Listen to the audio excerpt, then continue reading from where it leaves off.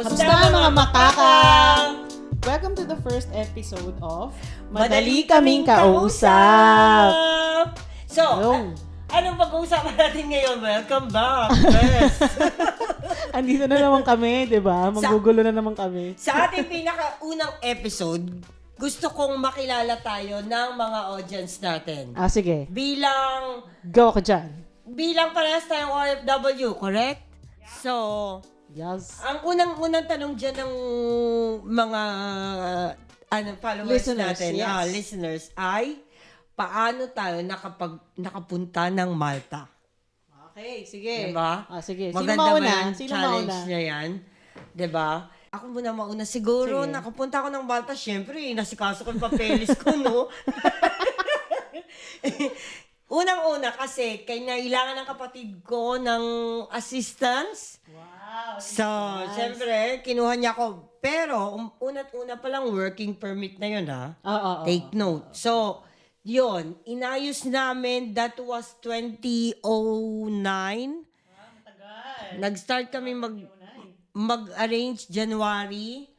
Nakarating ako ng Malta June 3. Di ko yan makakalimutan. Ikaw naman. Teka, nag-ayos ka ng January, natapos ka Yes. nakarating ka ng June 3. Nakarating ako ng June 3. Oo, pero wala naman. Parang visa lang yun na nasa Pilipinas pa. Tapos, that's it. Yun na. I mean, naayos na siya. Unang-una, permit pa rin. Oo. Working permit. Working permit, yes. Sa Identity Malta Oo. na nandun pa sa Oo. Baleta Sa dati, Baleta. Oo. lumang-lumang building. Oo. Correct. Ako naman, hindi ako sa Malta hindi first country ko ang Malta. Uzbekistan.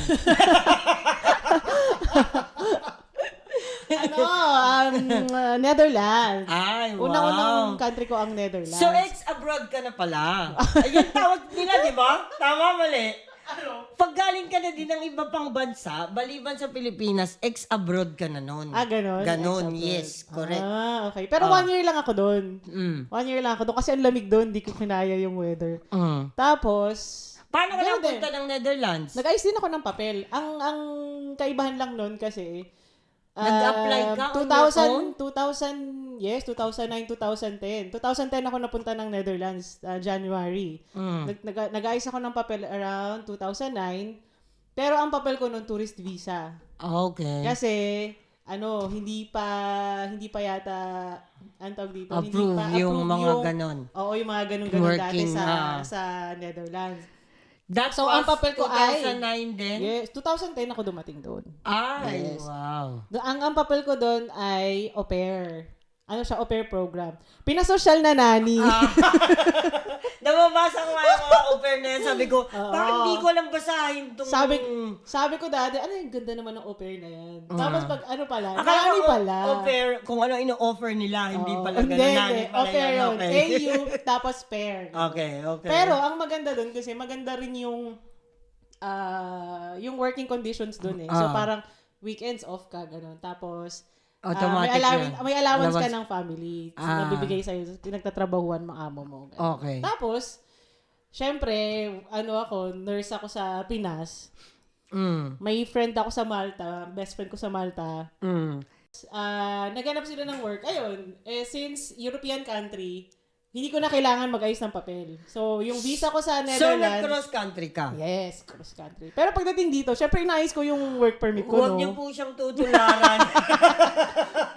Grabe siya. Joke lang po, joke Oy, lang po. pero promise, way back 2000, pagdating ko dito 2011, nag-ayos ako ng work permit agad, syempre. Okay. Oo. Yes. At saka parang nung mga unang panahon, easy pa yun. Oo, madali lang. Wala pang masyadong Pipila ka lang ng tanong. mahaba, pipila ka lang ng madaling araw, Yes, pero yes.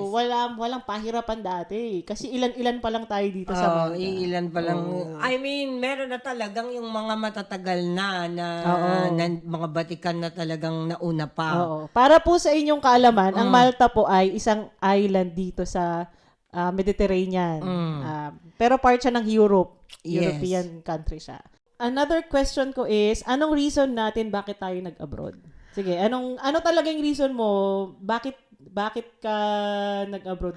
Wala ka na bang makain? Ako kasi nung mga time na yun talagang napansin na ng pamilya ko na lagi na ako nagda-drugs. Sabi, dali na to ng abroad, charot. Hindi mo totoo yun. Intervention pala. Intervention. So, nagtatrabaho ako sa Pilipinas sa isang shipping company. So, okay? Nice. Hindi naman very prestigious yung company, pero malaking kumpanya siya. So, isa ako sa processing staff doon. And yung kapatid ko na nauna na sa Malta, kinailangan niya ng help at saka okay naman na tinanong niya yung employer tapos pumayag naman. So, nagpunta ako ng Malta. So, inayos nila yung papeles. Okay. Nag-resign ako sa office na nagtrabaho ko doon for the last 5 years yata. Tapos, unang-una, hindi ko talaga alam, bes, kung ano yung Malta. Tapos, ang tanga ko din, dahil di din ako nag-google, no? Hindi pa naman yata. Wala pang Google noon. Hindi pa uso no? Google noon. So, of course, may internet, pero hindi tayo... Hindi pa siya ganun ka accessible. Yes, hindi tayo... Anong tawag doon? Safari, Shahaja, or what? Oo, safari pa. So, Safari pa. Safari. So, hindi ako marunong mag-check ng ganon. Hindi ko nga alam yung Malta. Saan yung Malta? Sabi nila ganyan. Tanong sila ng tanong. Sabi ko, hindi ko alam. Basta sa Europe daw yun. Ang lagi kong sinasabi talaga nun, malapit siya sa Italy. Kasi yung Italy, very famous siya sa mga tao. So, pag nadinig nila yung Italy, alam nila ganda. na abroad. Ganda dyan, Italy. Sabi ko gano'n. Ay, abroad. Romantic, diba? gano'n. So, gano'n. Sabi ko, basta malapit sa Italy, talagang hindi ko yan chinek. Hindi ko ni-research kung saan ako pupunta. Hindi ko ni-research ang weather. In other words, syunga ako. Basta na lang ako makapag-abroad. Yung parang gano'n. Oo, kasi yung abroad na word sa atin, parang ano yun malaking karangalan na yun. Tsaka malaking accomplishment yun, ha? Kaya hindi biro-biro mag-abroad, At saka nung tinanong ako ng kapatid ko, gusto mo ba talaga ditong pumunta? Ako talagang go. Sabi ko, go. Kasi ang nasa isip ko kagad nun, pagkatapos ng 1 month, yayaman na ako. Di ba? Uy, totoo yan. Di ba? Oo. Pagkatapos ng isang month, pag sweldo ko, may yaman ganyang, mga feeling. May ganyang mindset ang mga tao na kapag sinabi mong especially abroad, mga Pinoy. mayayaman ka agad. Oo. Kasi nga, syempre, iba yung currency dito sa currency. Currency. Iba yung currency dito sa abroad. Talagang automatic yun. Nandun na kagad yung utak ko. Nayayaman ako. Oo. Tapos, hindi ko nga ni-research. So, ang reason mo talaga nun is yumaman. Oo. Or kumita ng pera. Yun lang. At saka para mawala ako, hindi na ako malulunod sa bisyo. Okay. Yun lang talaga. So, para yun, makakatulong ako sa kapatid ko. Okay. Yun, ikaw. Ako naman, kasi, panganay ako eh. Panganay ka Maliban din. sa pinalayas ka, di ba? Uy, hindi naman. Umiyak nga yung mga magulang ko. May natid ako sa airport. Ano tawag dito? Siyempre, unang rason dyan is... panganay, breadwinner. Automatic. Yan. Andyan naman yung papa ko nagtatrabaho din. Pero siyempre, parang makatulong sa pamilya. Tsaka din, parang maka-explore ba ng ibang bansa? Kasi, siyempre, parang masarap mag-travel. Pero ang tapang mo, no? Parang alam mo yun. Alam mo agad yun, na ganon. Hindi, wala. Actually, wala eh. Wala din. Pero ang utak ko talaga noon is kumita talaga ng pera. Yun. Talaga. Same. Number one naman talaga. Talagang nandun kagad tayo sa pera, makapagpadala. Yun agad. In other words, mga kababayan, mukhang pera po ang mga Pinoy. In a good way naman. Kasi, yes. nakakarating naman talaga sa Pinas yung mga padala natin. Oo. Una-una, feeling ko talaga para sa pamilya kung bakit tayo nag-abroad Tayong lahat. Tayong lahat. Yes. I think so. Sa next episode natin yan, pag-uusapan natin yung mga yes. Reasons kung bakit nag-a-abroad ang mga Pinoy. Yes, yung mga makaka natin dyan, very free po kayong mag-comment. Kahit ano pong i-comment nyo, wala po ditong samaan ng loob or something. Kung ano po gusto nyong sabihin nyo po lahat. Kung may hinanakit kayo, sabihin nyo po lahat. Napag-uusapan lang po natin ito. Okay. Next. Moving forward. Ano ang first experience mo nun? First flight? Second flight mo na ba? Ay, hindi. Hindi, first flight ko, First flight. out of the country. Out of the country, tourist visa talaga ako nun. Okay. Tapos, ang sabi sa amin nun, magbihis ka ng maayos para hindi ka, alam mo yun, hindi ka matanong. Oo, hindi ka matanong. Exactly. Kasi nga, tourist visa ka eh. Ang maganda pa nun, na-upgrade ako sa business class. Ay! Yes! Talaga nga naman pagsuswertehin po. Yes. First flight out of the country. Anong rason nila? Siguro fully book yung economy. Tapos, di ba minsan sa ganun sa mga flights, pagka nagdo-double booking sila sa economy, naglilipat sila ng mga tao sa... Since ako lang yung mag-isa, nilipat nila ako. Ay, wow! Yes, and 12 hours yung flight ko noon ha. So, hayahayang lola mo. Seniority ka doon, Yes. So, sa lahat ng magkakaibigan, siya palang naka-experience ng business class. Ngayaan mo pagka yumama na tayo. Shoot ang hirap natin, guys. Namin pala. Okay lang yan, mararanasan din natin yan. Ayun, so nabawasan ng konti yung kaba ko noon. Tapos, syempre, ang sarap nung flight ko sa, syempre, business class ka, no? Hindi na ako nakatulog. Nanood ako ng, syempre, first time ko makakita nung aeroplano na may TV sa harapan, di ba? Yes! Tapos may nagsaserve sa'yo ng mga pagkain. Sabi ko, wow, sarap naman Correct, dito. Para, yes. wow, sarap naman na nag-a-abroad. Halos dilaan ko na nga yung lalagyan ng pagkain. Ayun, tapos syempre parang, exciting naman to. Parang ganun. Pero syempre, at the same time, kabado ka pa. Kabado, oo. Yun yung first flight ko sa ibang bansa. Ikaw, anong mo? Experience mo sa... Ako naman, dahil nga syunga ako, no, hindi ako... Ito talaga nakakatawa talaga yung Teka, experience meron kang ko. layover, di ba? Kasi Yes. Emirates ka. Emirates. Okay. Emirates, Manila to Dubai, Dubai to Larnaca, Oo. Larnaca So, mga haba doon. nung Ayan, mo, so, haba nung mahaba flight mo, talaga. oo. Pero, pagkahatid pa lang sa akin, di kiss-kiss, ganyan, bye, ganyan.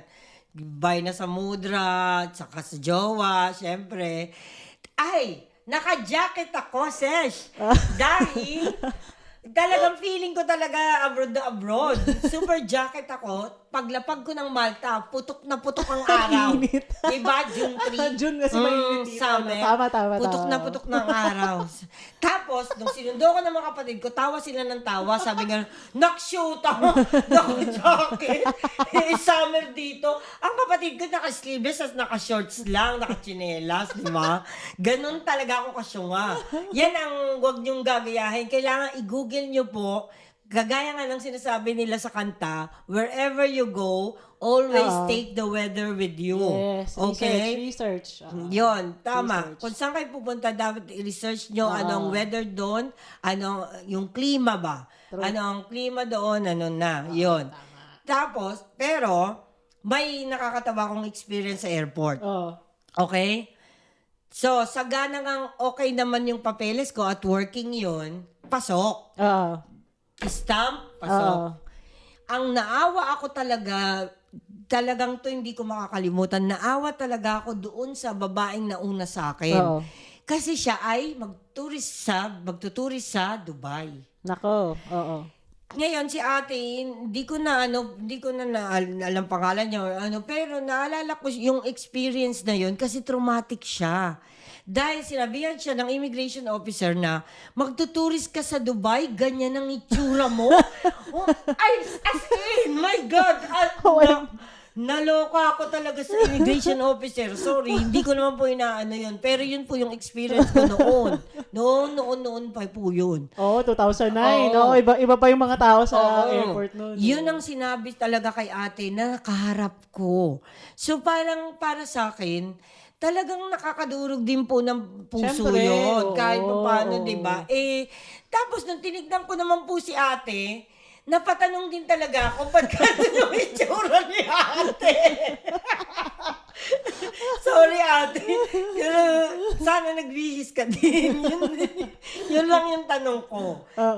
Kasi, sa tingin ko, nami-misinterpret nating lahat ang pagpunta sa airport.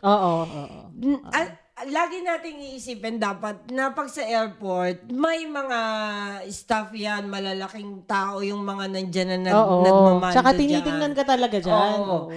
Ayusin po natin ang pananamit natin. Hindi naman to the point na para tayong dress to kill. Oo. Pero yung at least formal man lang po. Lalo presentable. presentable. Malinis. Lalo na yung mga mahahaba yung flight talaga na at kung alam nyo naman nasasabla yung papeles ninyo, kung tourist Yun na visa, tama. magbihis na kayo ng maayos. Kasi pag diba? Tourist talaga, sasabihan, di ba yung mga tourist ngayon, mga fashion, ano pa yan, di ba? Oo, nakabihis talaga. Kaya yun ang medyo off yun sa flight ko noon, papunta ng Malta. Yun, hindi ko talaga yun makakalimutan. Ngayon naman, anong masasabi mo nung nakadating ka na sa Malta? So, ito, expectation versus reality na to. Sige. So, ano ang ini-expect natin? Sa Malta o sa Netherlands? Netherlands na lang kasi Netherlands kasi doon ka kasi unang. yun yung unang abroad experience ko. Sige, Expectation ko is malamig. malamig agad kasi nga naka-winter jacket na lola mo eh. Yan. Buti siya yung nag-check siya ng weather. Uy, bumili pa ako ng mga boots sa Divisoria, ha? Congrats! Alam niyo na mag-boots. Ako talagang walang ka. Kasi sabi winter. So, syempre sa atin walang winter, di ba? Tropical country tayo. Hindi ko naman alam kung hindi ko pa alam yung ilang degrees dati. Basta ang sabi nagsusnow. Okay, so kung nagsusnow, di kailangan makapalong jacket.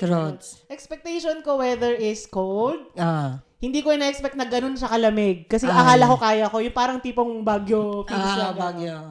Hindi, sobrang lamig. As in.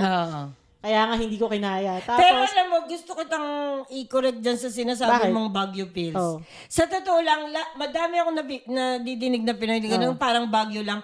Pero wag kayong magsinungaling. Ginaw po kayong lahat sa Baguio. Para kayong mga nagkanda jacket kayo sa Baguio. Diba? Totoo. Malamig naman talaga. Minsan nga, mas malamig sa Baguio kaysa dito sa Malta. So, wag niyong maliitin ng Baguio. Malamig sa Baguio. Hello po sa mga taga-Baguio. Shout out sa mga taga Baguio. Ayun, expectation ko siguro emotionally okay ako kasi salamat nahiwalay ka na rin sa mga magulang mo. Hindi ka na uutosang maghugas ng pinggan. Wala na mag-monitor sa'yo na, ba't gabi ka na umuwi? Syempre, pag malaki ka na, di ba, parang may gusto kong patunayan sa sarili mo na kaya kong mamuhay mag-isa, gano'n. Lalo na pag sinabing, uy, OFW yan, kayang, malakas ang loob niya. So, parang ang expectation mo is ayun nga, kaya mo lahat. Pero, umiyak ka ba? Uy, grabe, oo. 3 buwan ako umiiyak. As in, hindi ako lumalabas. As in, hindi tumigil yung luha mo. Buti hindi ka na-dehydrate. Ang problema kasi nun, isipin mo yung dati 2009, 2010 na dumating tayo dito. Hindi pa ganun yung mga cellphone natin ngayon na isang click mo lang. Matatawagan mo na, message mo na yung kailangan nun may stable internet connection ka. Wala pa masyadong wifi nun. Tama. So, pag dumating ako sa Netherlands nun, wala akong cellphone na maganda. So, syempre, alangan naman may sahod ako agad. Wala akong means ng communication sa family ko for quite some time. Hold up ka muna ng...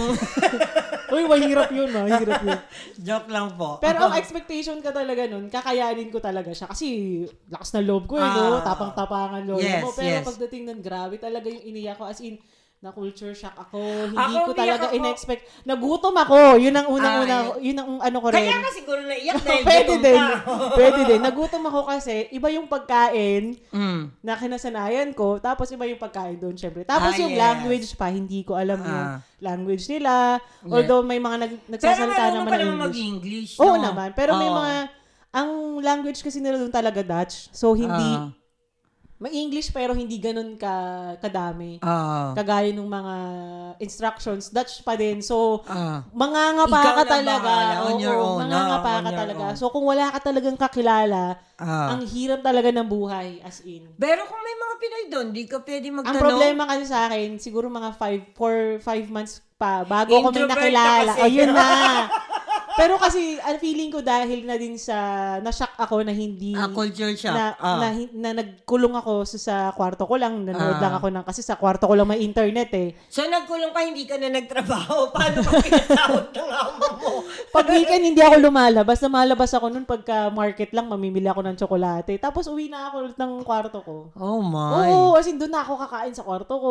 Ba't hindi ka nag-attempt makipagkaibigan? Nagpa-farm bill lang ako. Oo, uso yung farm bill no. May nakilala, yung closest na kaibigan ko kasi nasa Amsterdam pa. Train away pa, so medyo mahal pa masahe. Hindi na ako pumupunta. So, may nakilala din naman ako eventually. Sa tingin ko, hindi ka na pumunta sa kanya kasi nangungutang na siya to the point. Ay, hindi naman. Mabait yun. Mabait yun.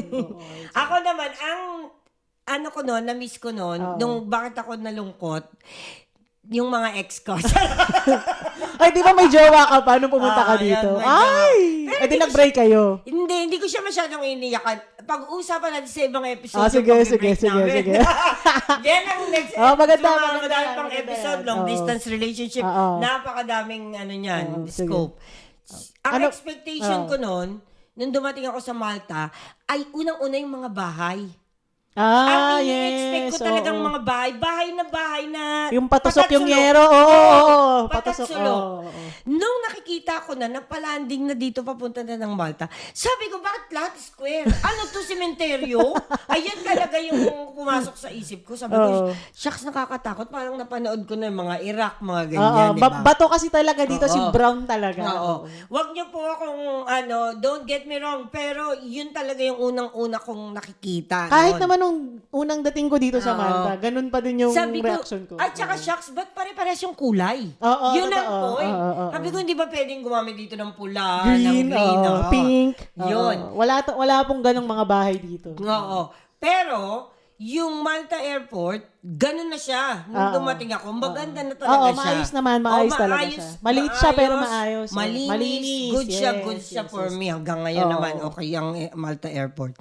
So, yung expectation ko na, sabi ko, ay, pagka dumating ako doon, ganyan yung mga bahay, ang gaganda, may mga puno sa mga, yung mga garden, ganyan-ganyan. Pero hindi yun yung nadatnan ko. Dikit-dikit yung mga bahay.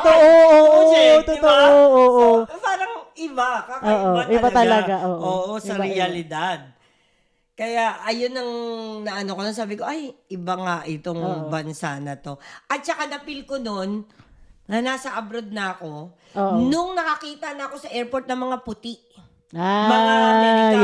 Yes. Iba-iba na kasi yung tao dito eh. Nung nakakita ako sa airport na iba-iba ng lahi, sabi ko, ay, shit, this is it. This is really it. I'm so abroad. Talagang sinabi ko na hello there. Hindi ka naman na homesick kasi kasama mo yung kapatid mo. Hindi ako na homesick, kasama ko yung kapatid ko, tsaka pinagtatawanan ko yung sarili ko. Kaya kong gawin yun sa salamin eh. Oo, number one factor yun kasi may pamilya ka. Oo. Malaking bagay talaga yun, may kasama ka sa ibang bansa. Yung kapatid ko at saka yung brother-in-law ko, pinakilala ko sa immediate friends. Yes. So, ayun na. Yun na yung naging circle of friends mo. Ayun na yung circle of friends ko. Yun din ang advantage na pagdating mo sa abroad, meron ka agad nakakilala. Exactly. So, at saka, yun, na kagad ako nag-guide kagad ako ng kapatid ko na ito dyan, ito dito. Yun doon tayo nagkakaiba kasi ako talaga, from scratch talaga ako. As in, wala akong kakilalang kamag-anak, wala akong kaibigan. So, yun po yung yung lesson natin doon. Yes. At saka sa tingin ko, mas madami pang ibang experience yung mga kababayan natin dyan na super haggard yung pagpunta nila ng abroad. Yung lalo na ngayon, pahirapan na ngayon sa sa pagpunta sa iba't ibang bansa. Oo. Bago ka makalabas ng ng Pinas. Exactly. Ang dami ng mga hinihingi ngayon, pero ganun pa rin. Ang mga Pinoy talaga ay matiisin, matyaga. Yes. Tayo matyaga tayo sa mga papel-papel. Pero ang pinakaya ko lang sa mga Pinoy, tayo kung makakalusot. Hindi naman pwede yon sa lahat ng paraan. Dahil nasa ibang bansa ka na. So ngayon, susunod tayo sa batas. Ngayon, ang tanong naman dito, last mo na yan, ha? Dami mong tanong, Naabot mo ba yung expectation na inaasahan mo? Oo, ngayon, siguro naman sa tinagal-tagal ko na sa ibang bansa. Yumaman ka pa. Ay, yan lang, bes. Hanggang ngayon, hindi pa tayo mayaman. Sasabihin natin yung rason ba't tayo hindi mayaman sa ibang episode, ano? Kasi malaking, malaking issue talaga yung bakit hindi pa yung ibang mga OFW, ba't hindi pa yung mayaman sa abroad? Kahit na ang tagal na sa abroad. Pero bago yun, pag-usapan natin, ano bang ibig sabihin talaga ng mayaman? Oo. Diba? Sa ibang episode na yan. Yun. So, pero yung tanong mo kung yung mga expectations ko dati. Nasunod ba na ano ngayon, ba? okay na. Kasi nandito na rin yung kapatid ko. May kasama na ako. May in a second, pwedeng kausapin yung pamilya sa Pilipinas. Mas maayos na trabaho. Tsaka may mga kaibigan ako dito na parang pamilya ko na din. Exactly. May pamilya na din dito. Kaya, okay na yung buhay. Oo. Ako naman, ang masasabi ko, naabot ko yung expectation ko kasi sa totoo lang po, minanifest ko talaga mga kababayan. Simula ng day 1 na dumating ako dito, sinabi ko sa sarili ko, one day makakapagtrabaho ulit ako sa opisina. Yes!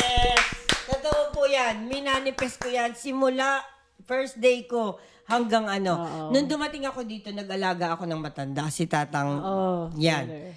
Nag-alaga, wala po akong kaalam-alam sa pag-alaga ng matanda. Ginaguide lang po ako ng kapatid ko. Nagpapaligo, nagpapakain, lahat. Oo, tama. Pinagdaanan naman natin lahat yan. Lahat yan. Ngayon, nung dumating po kami dito sa Malta, as in, parang 2 trabaho lang ang available para sa mga Pilipino. It's either cleaner ka o carer ka. Yes. Carer, caregiver, ang tawag nila doon sa English. Carer dito. Tagapag-alaga ng may sakit. Stay in ka pa. Sa pamilya pa lang nag-work. Hindi ka pa accepted sa ospital at sa mga caring ngayon kasi homes. may mga certifications na. Yes.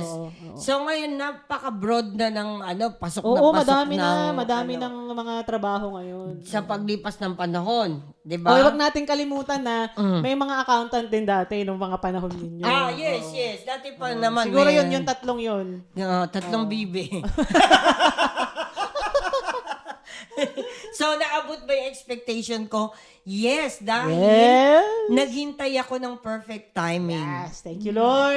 It's God's perfect timing. Yes. So, yun talaga. Kung magsusumikap ka, magtsatsaga ka, nandoon naman lalabas din naman Hindi mo naman masasabi na nagkakamal ka na ng limpak-limpak na salapi agad. Hindi po yung ganun. Yung maging mas nasa maayos na hanap buhay ka, na may mas maayos na oras, na may mas maayos na compensation, everything follows. Yes. Diba? Yes. Tama? Ganon din sa'yo. Ganon din sa mga iba nating kaibigan na matatagal na dito. Diba? Totoo yan. Kaya yun lang po ang namin, karanasan namin. So, yun yung aming experiences nga. Share namin sa inyo. Yun naman po ay nung unang panahon pa po. Hindi na po siguro hindi mag-a-apply yung mga ibang mga nakwento namin ngayon dahil iba na po ang sistema. Ibang-iba na. Ibang-iba na. Kahit saan naman yatang bansa. Iba-iba na ang So, siguro, dyan muna natin tatapusin ngayong araw na to. At sasabihin muna namin kayo, marami pa tayong pag-uusap. Oh my God! Excited! Hindi ito matatapos. Kung sino pong mga nalulungkot dyan, walang kausap, makinig lang po kayo. At mag-comment po kayo. Welcome na welcome. Yes, message nyo lang kami. Mga stories nyo. Message nyo po, sabihin nyo po yung mga story nyo. At pwede rin po sila magpabate. Yes? Yes. Let me know. Pwede nyo birthday greeting lahat. DM nyo sa Facebook page anniversary or lahat. Basta, palagi nyo lang po tatandaan at lagi nyo lang pong ilalagay sa isip nyo na meron po kayong mga taong madaling kausap.